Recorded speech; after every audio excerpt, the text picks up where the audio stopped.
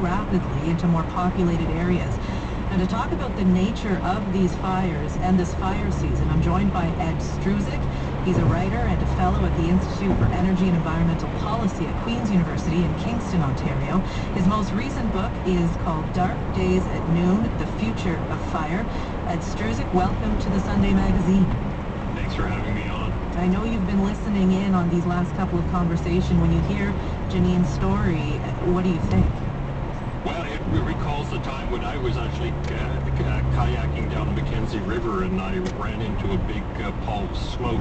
I didn't know where it was coming from, and I got very desperate, and I phoned my wife on the satellite phone to call the RCMP to tell me where to go, because it was just absolutely frightening. So I can feel her anxiety when she described that moment.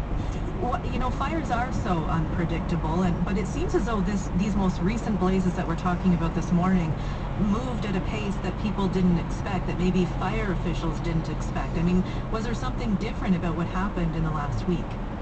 Well, I think what we're seeing just generally is the explosiveness of fires are becoming increasingly common. It's not that they haven't had in the past. In fact, there was a fire in 1998 in Norman Wells that created this pyro-CB, which nobody really understood very well, and it caught the attention of the U.S. Naval Defense Research Lab, and they thought something weird is going on. They thought it was a volcano erupting. So it's happened in the past, but what we're seeing now is that it's becoming increasingly common, and we're getting these wind-driven fires that can move at astonishing rates.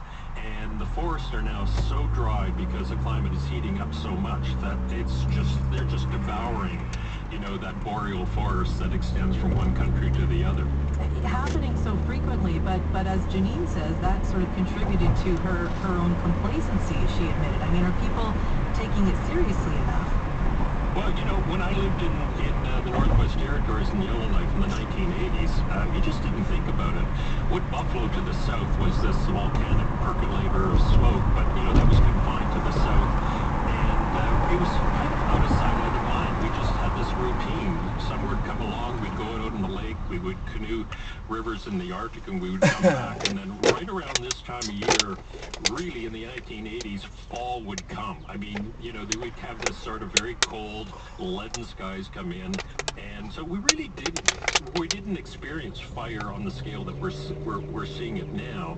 And when you don't experience it directly, you don't really think about it. And I think that's really the culture of Canada, is that, you know, we lived for about 150 years here in this country without really understanding the nature